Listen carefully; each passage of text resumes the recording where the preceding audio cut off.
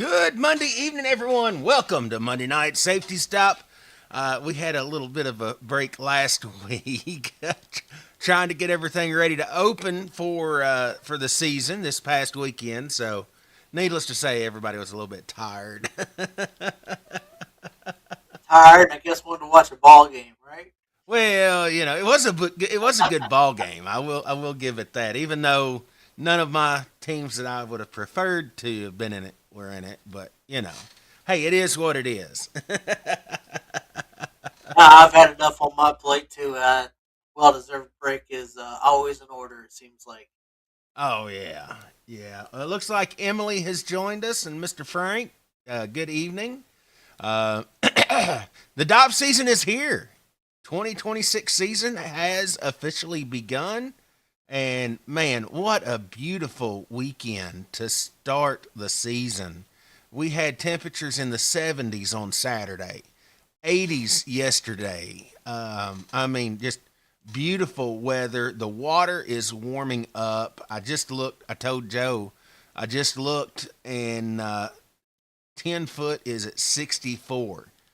For the opening weekend, the temperatures being what they are, we're about a month ahead of schedule. So that means what, JoJo? Oh, we're gonna have warmer water sooner. Oh yeah, yeah. It's definitely on a warming trend. Of course, these warm days really help it out. And before long, open water classes are going to be starting, and you know, lots of new divers coming through, and so nothing worse than freezing trying to get your open water class done. Yeah, that first class is always a rough one, especially since we try to like teach in wetsuits and things when we know we have a nice warm dry suit sitting over the corner. Yeah, it looks like Mr. Steve Stormer has joined us, and Mr. Todd. Good evening, gentlemen. Yeah, I mean, it is the season has started off great. Again, it's been a while that I can remember when we had, you know, summer temperatures for opening weekend. Normally, it's like in the 50s or maybe 60s. Water temperatures not even out of the 50s yet. I mean, if you remember last time, it was cold and we had rain coming out of every place we could put rain. So Well, we've went from one extreme to the other because this time last year, we had just got 15 inches of rain over 4 days. And of course, there was all kinds of flooding and everything going on. This year, it's right the opposite. The water level is down about 2 feet. So, I mean, it is, it, yeah, I mean, it's just right reverse of what it was last year. yeah, I think our county is actually in a drought, believe it or not. Well, So the water level's low whenever you can walk out in the confined area everywhere. It's not, it's not like, it gradually gets deeper. It does, but I mean, you start off, you're like below your knees is where the water is at now. It's waist high, but uh, but hopefully visibility was good. I can't wait to get there to see it myself. So yeah, we most people might are have to start. reporting about 20 between 20 and 25 foot, so not terrible. Not average. And if we keep this, rain away, that means it'll only get better. Mhm. That is true. But of course, it would be nice not to, being able to get in the water and float instead of stand. Well, last year you didn't even have to walk into the ramp to float. No, you start your dive in the pavilion, especially pavilion number one. I mean, it was about a foot and a half deep in pavilion one. Oh, So yeah, yeah, but yeah, and of course, you know, 32nd annual season. I reflect back and I look at all the changes. not just at the park, but in scuba in general. You know, Joe's been diving not quite as long as me, but I know Joe's seen it too. You know, with computers and tables and just all of the upgrades. It's not really the word I'm looking for, but the enhancements, to the industry. I mean, what do you think about it, Joe? Well, I mean, it makes diving funner. That's for sure. It makes it easier. Takes a Yeah. lot of task loading away. Well, and that was, yeah, I was having the conversation with someone here week or so ago, and we were talking about, some of the history with diving and stuff. And we talked about it on the show here a couple of months ago, as far as where diving came from and how it evolved. And, it's really diving is young, diving as we know it. It's only been around, 50, 60 years, as we know it recreationally. And, just all the changes in that time frame. I mean, double hosed regulators, no BCs. That's what the old recreational divers started out with. Double hosed regulators, a backpack, a tank with the J valve where you pull it down for the reserve. I mean, no pressure gauge, and you look and see where we're at today. I mean, all the safety features and everything, you know, to make diving safer and really more enjoyable. Uh, it's kind of funny you bring up this topic because just a few hours ago, my daughter was like, "Look, my friend found a bunch of dive gear. Is it worth anything?" I'm like, "Well, I guess so," but it was some old Sea Quest gear, bright pink with neon pink and black. Yeah. I was like, "Wow, you got some vintage stuff there." I wouldn't Oh, dive it, but you got some vintage stuff. well, I mean, I was at the office yesterday, and I've got, and believe it or not, Decor has been out of business for like Decor itself for 40 years. Decor sold to Mayors. Mayors bought it, um, kept it going for a couple of years, and they shut it down. I think in 1999. But I came across two brand new in the box Decor mask, and I'm like, wow. I'm like, these are Joe. I was reading a comment. Oh, it looked like you was froze. I mean, I didn't see any eyes blinking, or it's just like you just froze. But anyway, and things have just evolved. One of the greatest, though, I have to say, in my personal opinion, weight integrated BCs. Yeah, Nothing worse than when you don't have a behind to help hold your weight belt up.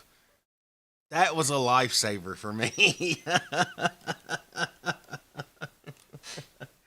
yeah, I uh, remember when those were starting to hit the market. oh yeah, yeah. uh, Emily asked, when did Octos become standard?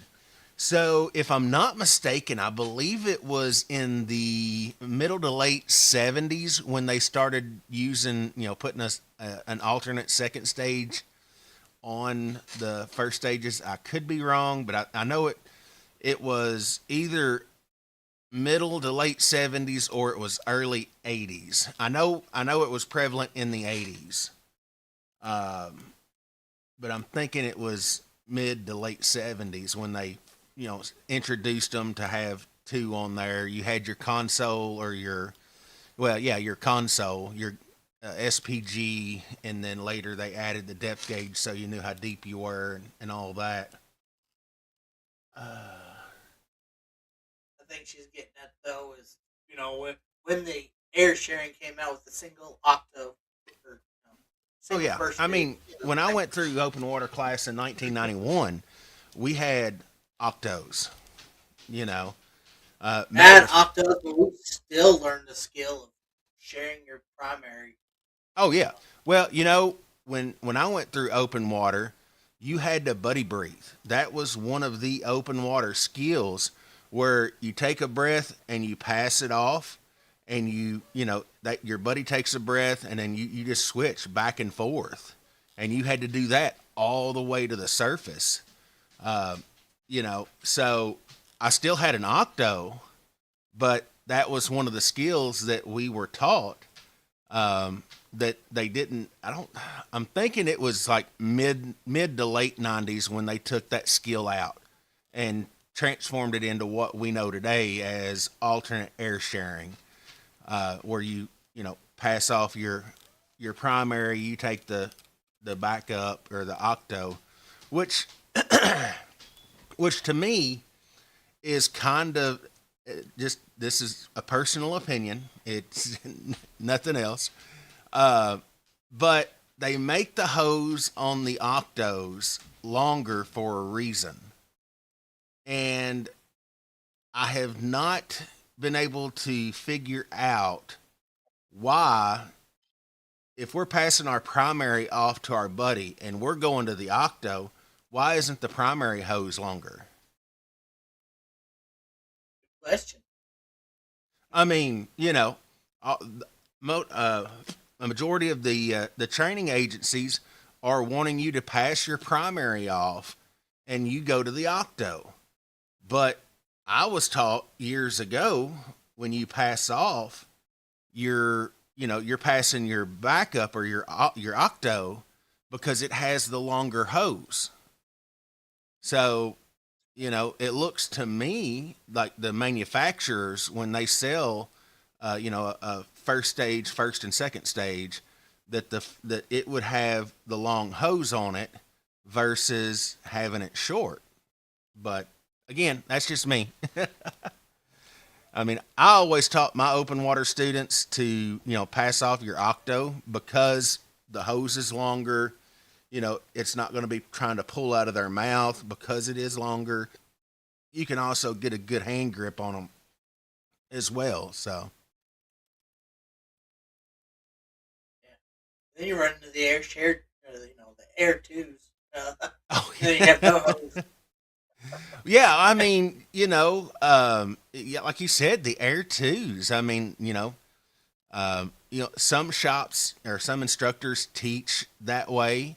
Um, we don't, because we don't use air twos, but that's another option. That's where you have to pass off your primary, and you breathe on the air too. And if you've not seen an air two, it's a regulator on your BC power inflator. It's all in one. So you take it and you breathe off of it, pass your primary off. But things have changed. I remember when computers, was one of those taboo items. Oh, that's going to get somebody killed. It's, what happens if the battery dies or it messes up? Yada. What are we doing now? What are we using on every dive? A computer A every dive. computer. you know. But yeah, I mean, I carry extra batteries around in my travel case to just yeah. make sure What it's topped off. Yeah, and what really makes sense though is a lot of places now are teaching redundancy computers, redundant computers. Now, some people prefer an analog console.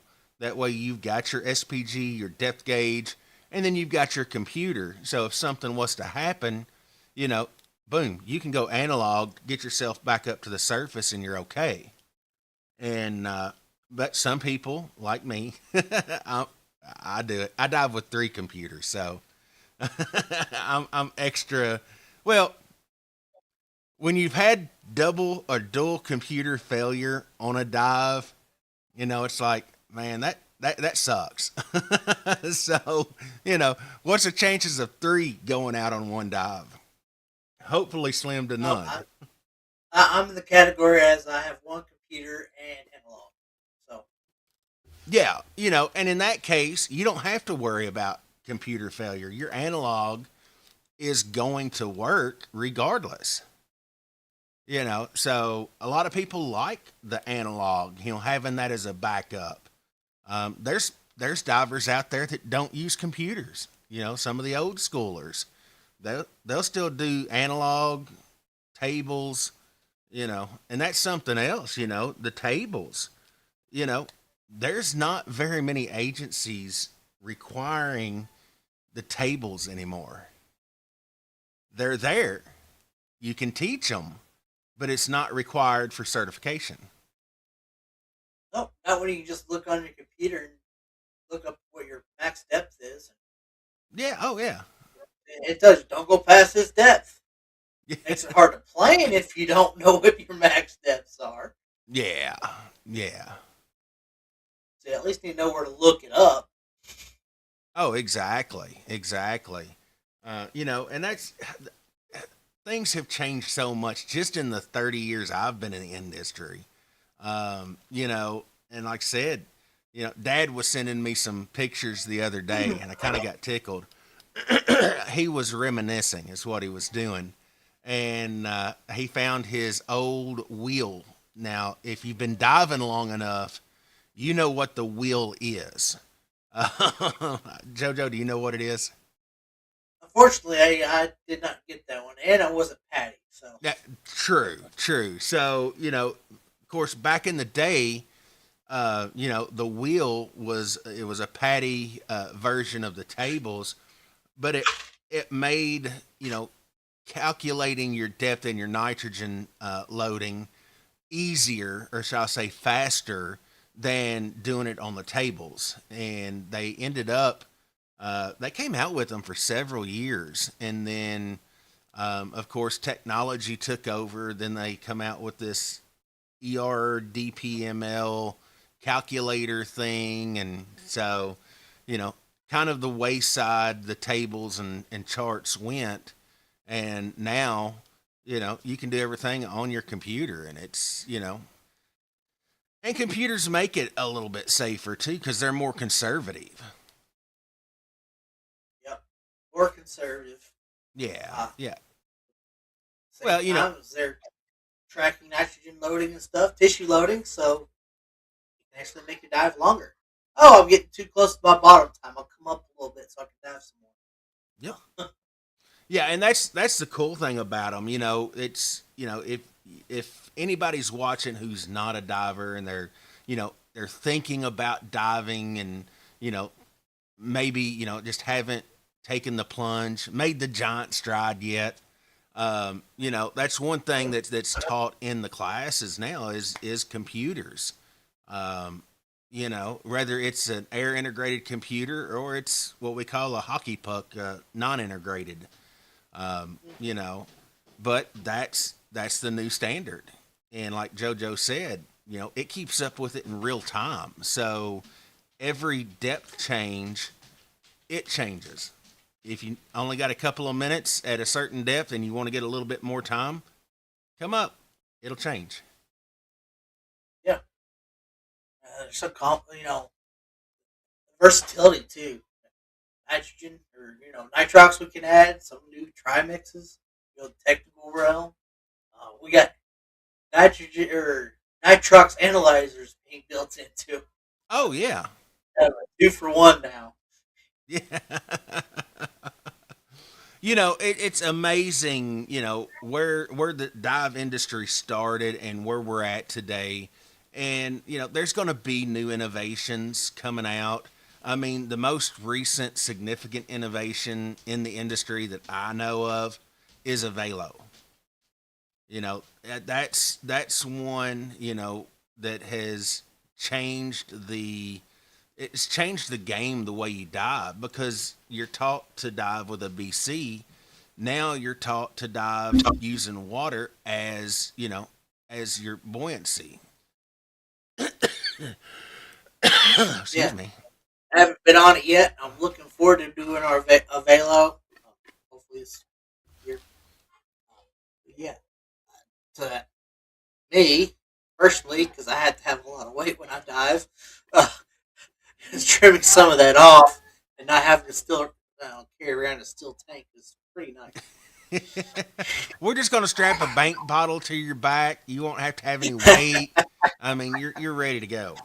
I mean, it's gonna be a little long on you, but hey. I, I think I can handle it. I'll probably ride it more like a submarine than strap it to my back. Oh goodness. But yeah, and talking about, some of the skills and stuff that have changed. Of course, open water, not a lot has changed, but buddy breathing was taken out. I mean, there's no such thing as buddy breathing. I was taught it. I know Joe was taught it. I almost guarantee Todd was taught it because he's been diving longer than me. So he can definitely relate. But yeah, I mean, there's stuff that they used to hit hard on that's not hit on anymore. Not hard like it used to be, because there's so many safety features there now, and you've got to really just intentionally do things, that put yourself in that risk category. So if you dive the way you're taught and you follow the rules, you shouldn't have any issues. Not going to say that you won't, but you can help mitigate that risk. And there's one I was actually talking to someone the other day, about just some of the things that open water classes, some hit on, some don't remember it. You know, lost buddy procedure. Jojo, you know it. Yeah, I know it. You know, Same but time too. You might be taught it. You also need to review it with your dive buddy because they might be slightly different in what they think it needs to be done. So yeah. you really just need to be on the same page in there. Oh yeah, yeah. And that also got me to thinking. In the skill set, there's nothing. It's taught in the material, but in the skill set, the things you are evaluated on, there's nothing there about it. Everybody, anybody who remembers it from their open water class, it's a real easy skill to do.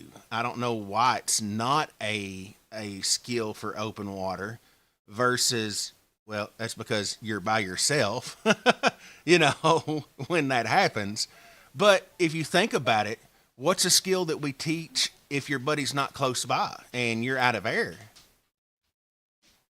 The emergency swimming ascent, emergency buoyant ascent. If your buddy is not close by, you can't get their attention, and you're out of air, what do? We've got to do an emergency swimming or an emergency buoyant ascent. So, it kind of falls in line. You may have good air supply, whatnot, but if you get separated, lost buddy procedure. Look around for no longer than a minute, and then you do a safe ascent to the surface.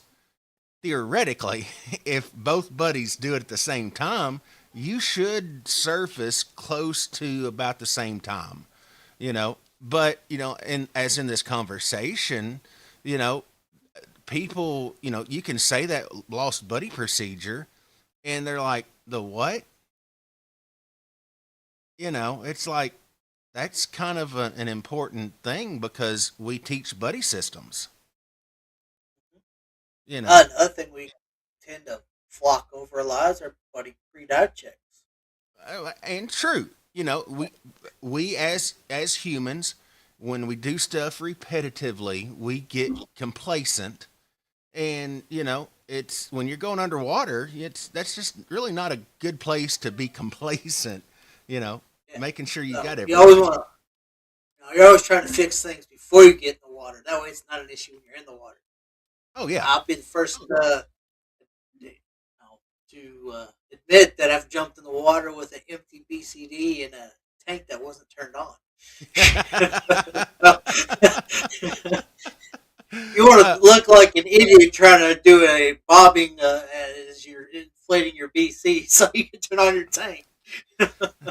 That, or when you jump off the boat and you hit the water and you go, and it's not there, and you're like, It's not there. trying to reach back, trying to get it turned on real quick. wouldn't know anything about those, you know. Not at all. You know that, and that's something that can be prevented on every dive if your buddy just reaches back, checks your air before you jump off the boat. You're exactly right. You know, do your buddy checks. You know, make sure everything's ready to go. And I would say that is probably one of the most common overlooked things. You know, you may think that it's on, or you may have turned it on and then turned it off, sitting around talking. I mean, that's one of the things that, you know, when you do your systems check, turn it on, make sure you got the pressure and everything's good. And if you're not immediately getting in the water, then go ahead and turn it off just in case the system's leaking. That way you're not going to lose pressure. Turn it off, you know. And I'm the world's worst because if I'm sitting there talking, I'll turn it off. And all right, well let's go make this dive. Let's get this done, and jump into it. And I'll completely forget because I know I've checked it, but I'll completely forget that I turned it off. And then, you know, of course, full face. It's not hard to tell that your tank is off when you've got a full face on and your surface valve is closed because you're like, I mean, you're not getting any air. But yeah, I mean, buddy checks are very important, and you know, like I said, you know, the more we dive, and especially if you have the same dive buddy, you're just so used to the way each other dives that, you know, sometimes you do get complacent. It may not be on big things, but it happens. You know, I'm as guilty as anybody else. Well, actually, I was streaming on TikTok. I think it was, yeah, it was today actually. And the guy had really some great advice. I mean, we're out of the water like for the winter, and well, now we're not used to messing with our gear now. So, in order to get that muscle memory back of, you know, getting your knife in and out of the shaft or disconnecting your SPG or something from your location, just Oh wear yeah. it around and play with it. That way, you get that memory back on where Oh stuff yeah. is. I mean, that's true with anything. I mean, if you go 4, 5, 6 months without touching something, you know, you're going to remember the basic concepts. But there's going to be things that, oh wait, you know, I mean, I find myself doing it each and every season. No, when we open up at, you know, this past weekend, I'm like, all right, I got to remember how to check people in, you know, Yeah. because you know we haven't used, you know, haven't been through the processes, and so you know it takes a little bit of time, but you know it's Uh, like you said, muscle memory. that's one thing about, you know, every season we was like, I don't want to do the shot because I can't remember how to operate the system. Oh, but yeah, I mean, you know, there's you know there's ways that skills have changed. You know the way they've taught, but it's like, you know, there's very few skills that I done when I got certified that is not done today. So, you know, it's not like, you know, they completely revamped and it's all brand new skills. Most of the skills are the same, but it's just, you know, skills that that have sunsetted. I'm going to say it that way. That, you know, there's safety things in place to where we don't have to buddy breathe. You know, we each person can have their own. You know, something else to do, and a lot of recreational divers don't think about it, but it is a good idea.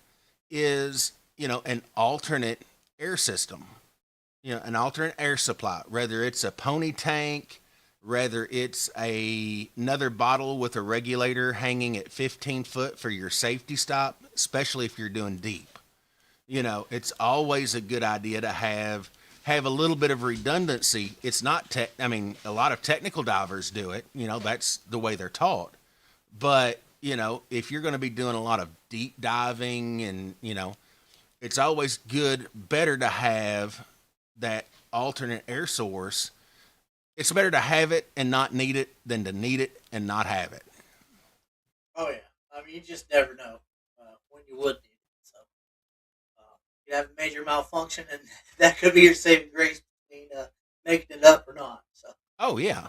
I mean, you know, if you've got, and I think that's another reason side mount is becoming more appealing, because you've got double the amount of air. It's not all on your back, so it makes it easier.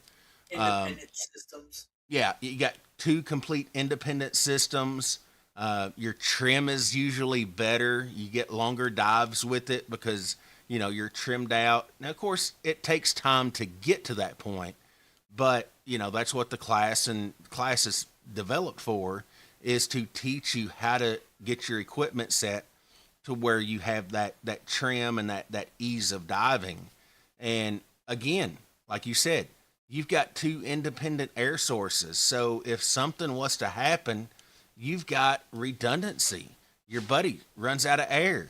You've got redundancy. And, And a really long hose. yeah, and a really long hose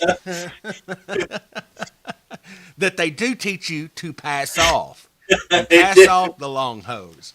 So, And they make that person lead. So yeah. So answer me back to my original question, a few minutes ago. If the agencies are wanting us to pass off our primary regulators and us breathe on the octos, why is the hose long on the octo? Side just mount. put long hoses on all of them and solve the problem. How's Well, that?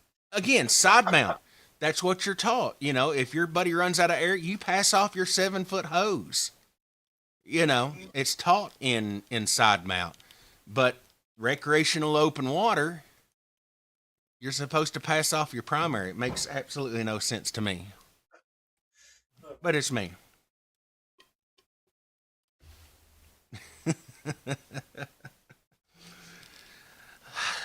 It is what it is. It's the old saying that the instructors make the divers, not the agencies.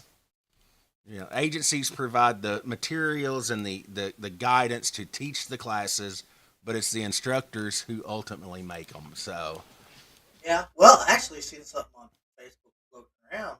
A gentleman, I guess, was giving some slack for helping others, not instructors. I look at that as the advice she's giving you sound, because peer to peer training is one of the best ways you can get you know increase your skill level. oh yeah, I mean, even though we're dive professionals, there's things that I've picked up over the years. Even if I wasn't a professional, I would share, just to help somebody out. Now, like anything else, you can take it and try it. If you don't like it, go back to your original way you're comfortable with. I mean, you have to dive to your comfort and ability. And if you're not comfortable doing something a certain way, then do it the way you're comfortable. Yeah, I mean, I've been struggling with my weight with the side mount, and somebody said, "Here, try these. They're like rubber bands you can put on your weight, on on you, and it really made a big difference. Just hey, try these out. Oh yeah. Help me get my buoyancy under control, and plus add the extra weight I needed. Well, and also the way that I see it, and we do it with all of our new instructors as well, is we make them co-teach with other instructors who they may pick up bits and pieces, and it'll make them better teachers. It'll make them better instructors, because there's always going to be students out there that have a hard time performing a skill a certain way. But if you've got an alternate way that you can teach to perform this whatever skill, and I'm just going to use the math skill because that's basically the common skill that we have to, you know, make it to where they can pass. Is if you can't, you know, pull the mask from the bottom just a little bit and exhale through your nose to clear it. Some people find it more comfortable pushing in on the top of their mask and just exhaling. Some people don't like that disconnect down at the bottom. I teach it this way primarily, where you pull just barely out from the bottom and exhale. But again, some people can't get it that way. I've got other tools in my toolbox. All right, try just pushing on the top. You know, I've even seen students, I don't know how exactly they get it done, but they will reach their fingers up in the mask pocket, the nose pocket, pinch their nose, and then, flood it and then let go, start blowing out their nose and clear it. I mean,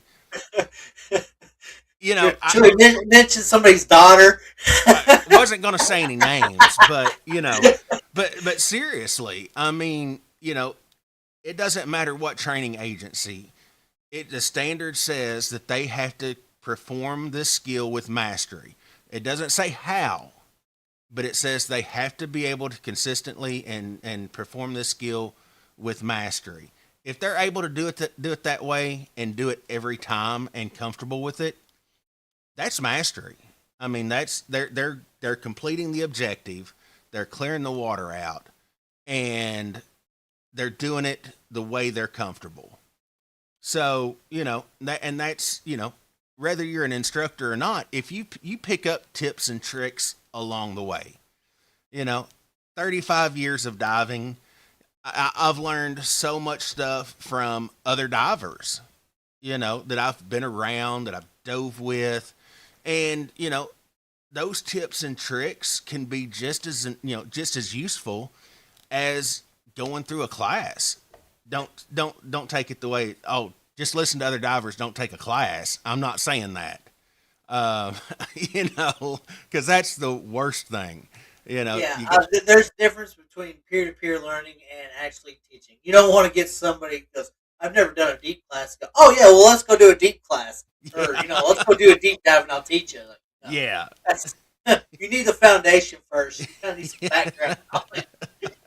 oh yeah, yeah. But when we talk about tips and tricks and stuff like that, we're not talking about like skill wise, as far as like, oh well, this or that or whatnot. But hey, move your weights a little bit, fix your trim. Have you tried a couple of pounds in your trim pocket? Things like Those are that. a little feet heavy. Should we move some weight up? Yeah, exactly. And your experienced divers are going to be able to help the less experienced divers, get more comfortable by giving them tips like that. Hey, it looks like you're kind of going through the water like this. Let's move some weights up a little bit and let's get you from here to here. Little tips and tricks like that, and they go a long way, especially if you succeed. You're going to notice the difference in diving.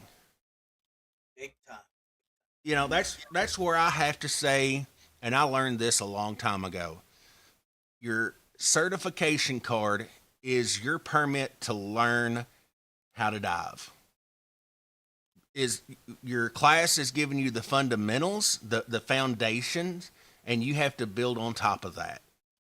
Open water students, when they get their open water certification, their buoyancy typically is going to need a lot of work.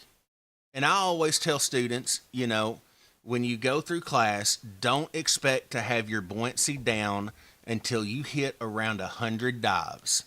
Once you've got your own equipment, you're comfortable in your equipment, you've got everything adjusted, and you get the dives under your belt, you're going to notice you're going to be more comfortable, your buoyancy's going to be better, your sac rate's going to be better at around 100 dives versus dive 6, 7, 8, 9, 10. Yeah. Um, other thing, open class doesn't really teach is environmental changes. The what? Environmental changes. We have nice fresh water, easy entry. You just went to Bon Air. He was shore diving too, but sounded like the entries weren't as easy. Oh, yeah. Well, and I'm glad you brought that up because, of course, here, we teach primarily SSI, And one thing that I was extremely happy to see was SSI came out with a freshwater ecology class. Oh, I've seen that. I've been wanting to look more into that. A freshwater ecology. There's not, I can't remember any other agency that has come out with an ecology class on freshwater. It's usually always something ocean, like shark ecology, coral reef ecology, these other turtle ecology, things I had that one on pertain. crabs. Huh? I had one on crabs. It's like all they Yeah. talked about was crustaceans. Yeah. I mean, and everything's been focused, of course, on the ocean. Not everybody gets to go to the ocean all the time. So, I was really happy to see that SSI come out with the freshwater ecology. I'm about halfway through it right now, so it's been really interesting. I'm going to try to get that finished up because, again, I primarily dive freshwater, so I think it's a good class to have under my belt. No, that's absolutely. We should really put on some of those ecology classes. I think they'd be fun. We can do that Oh right yeah. here, live on a team meeting or something. Go over that stuff. That would be an awesome afternoon. Oh yeah. I mean, if you think about it, it's different marine life, but there's a lot of interesting things in freshwater that, people don't know about. We don't have them at the quarry, but the spoonbills, those are, the paddlefish. Those are something neat to see because of, how they're shaped and of course, the biology behind them. Now, they're filter feeders, so they do have a tendency to make visibility not so great. But, they're if you ever see one, they're interesting to see. Now, something that we do have at the park and divers have seen them are the crawfish. Yep. You know, I haven't seen them alive. I've seen parts of them. yeah. Well, I mean, I've had divers bring me video of actually them on the bottom, an actual live crawfish, and these things, I mean, they look like small lobsters. So I call them freshwater lobsters, but it's things like that. And even in freshwater, the different turtles that inhabit freshwater. Alligator snappers, red ear sliders, box turtles. There's all kinds of different things that we don't think about because it's freshwater. All the Yeah, different species of bass. Emily said, "Will we learn why bluegill have such attitudes?" I think it's yeah, we because know that. We figured that one out. they have very small ubla manga. What was it? I'm trying to quote Adam Sandler. Medulla oblongatas. It's because their brains are so small.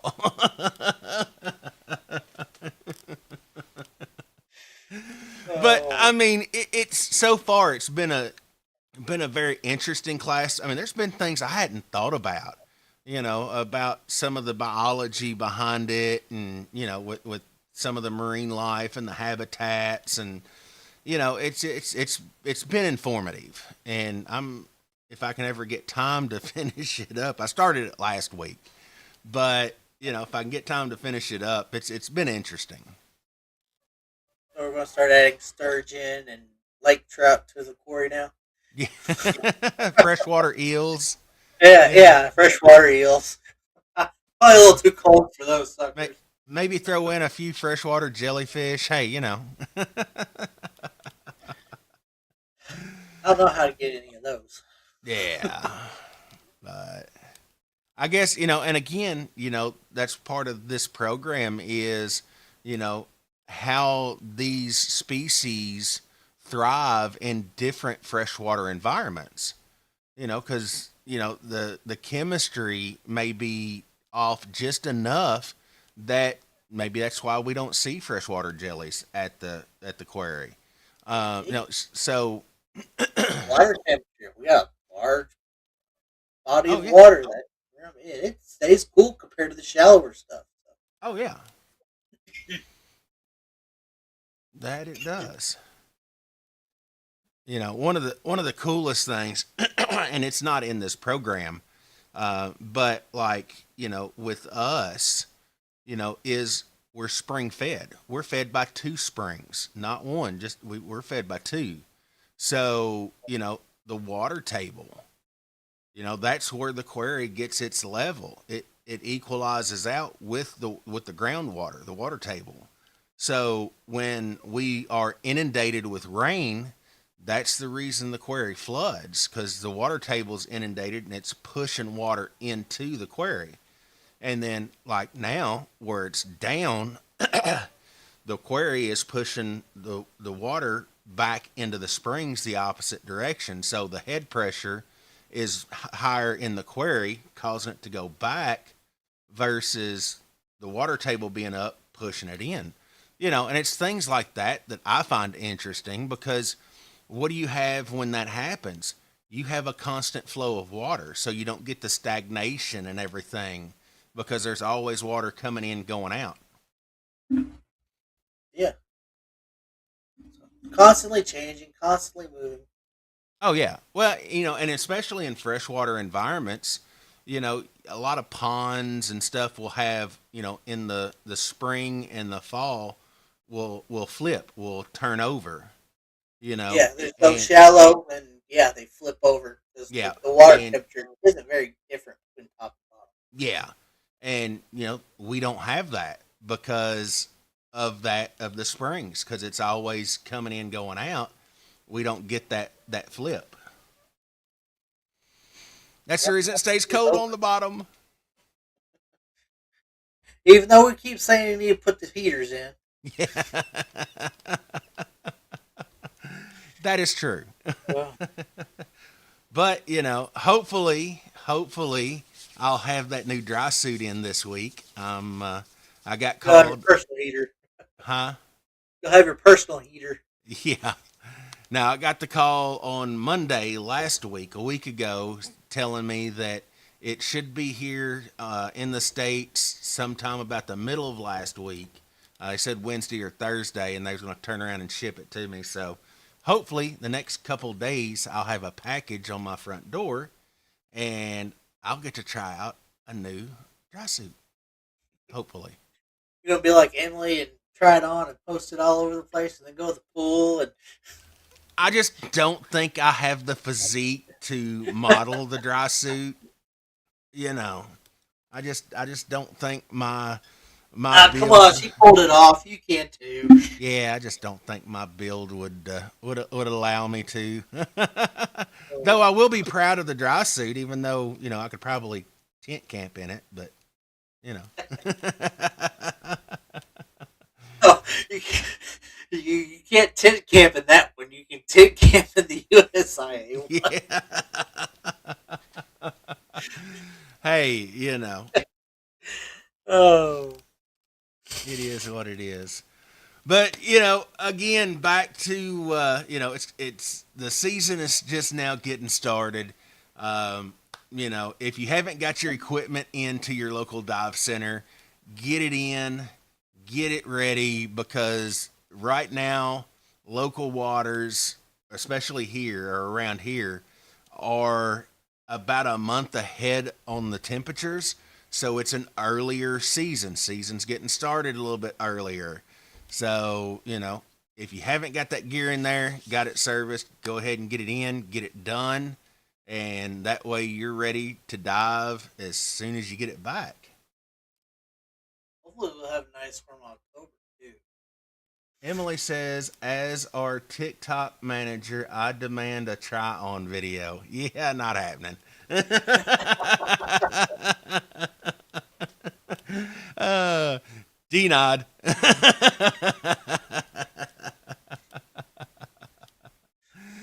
Oh, but yeah, it's going to be a great season. I'm super excited.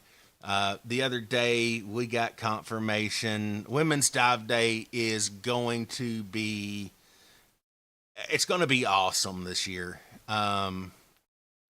we've got a lot of stuff planned. We're gonna have a couple of special guests there this year. I'm super excited about that, especially some of the equipment demos that's gonna be there. Um, yeah, uh, it's gonna be great. I do know that Avelo is gonna be back with the Avelo tour the week of Women's Dive Day. So they're going to be there all week long leading up to. So anybody wants to get certified on a Velo.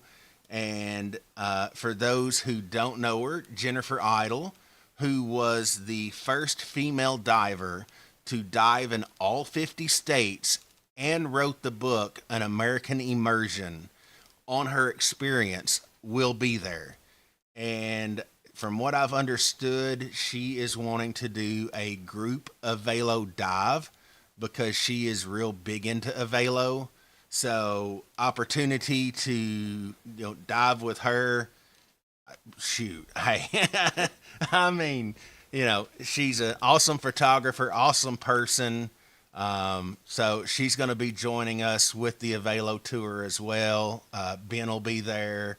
And then our other special guest is Stephanie Mealy from SDI, TDI, ERDI, who is also a Women's Diver Hall of Famer. And she will be there representing the Women Divers Hall of Fame. And so, I'm super stoked. Couple of, big names in the industry. It's going to be there sharing Women's Dive Day. It's going to be great. Sounds like it's going to be a lot of fun. And I want to see if you can say that STI, TDI, and the next three letters about three times fast now. SDI, TDI, ERDI, SDI, TDI, ERDI, SDI, TDI, ERDI. I was like, that sounded like a mouthful of letters. That's all, folks. Steve says, best thing I have heard, certification card is the start. Doesn't make a difference without time underwater. Only way to learn. Experience is the best teacher. That's one thing that I 100% believe in. Going through open water class, doing the 4 required dives, doing a 5th dive with your dive buddy right out of class, get some dives under your belt, go for your advanced open water, get some dives under your belt, go through rescue, go through specialties. Master diver is a minimum of 50 dives plus advanced open water, stress and rescue, 4 specialty certifications. So, experience is how you're going to learn to be a better diver. Getting out, making dives, new equipment, don't overload yourself. Don't go get a brand new dry suit and a brand new BC and, all this other stuff and try it all at the same time, because that's task overloading. Best to go ahead and, if you're getting a new piece of equipment, get it in the water, get used to it, learn it, get some dives on it before you start adding more and more and more, because you don't want to task overload and get task overload, because it's frustrating. You're increasing risk for opportunities of something to happen. So take one thing at a time, learn it, go to the next one. Pay attention to your dive briefings. Yeah.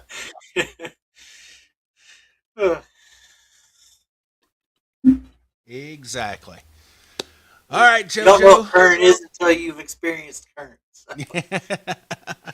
Well, it just depends on what kind of current. I can do Cosmel currents all day long. All you gotta do is sit there and just let the current take you, and then just sit there and just look and watch. If I want to take a picture, I just turn around, kick a little, take a picture, quit kicking, keep going. Currents like we had in Bonaire, wasn't bad until it kicked up, and then it's like, oh my gosh, Yeah, gotta get back to where I started. Where's my scooter?